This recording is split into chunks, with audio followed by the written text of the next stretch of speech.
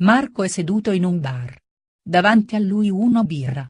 Entra Giovanni, un suo amico, vede la birra sul tavolo, la prende e la beve.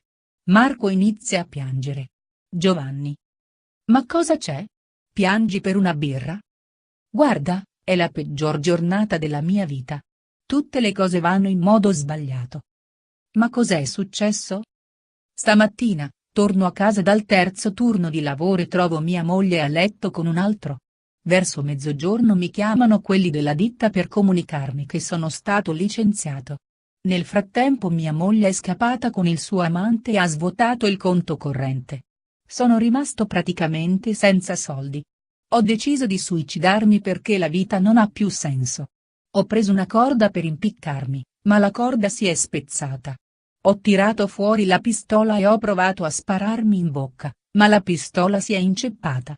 Sono uscito fuori e andato a stendermi sui binari, ma sai che da noi i treni sono spesso soppressi. E così, con gli ultimi euro che mi sono rimasti in tasca, ho comparto il veleno che ho versato nella birra, e tu me la bevi.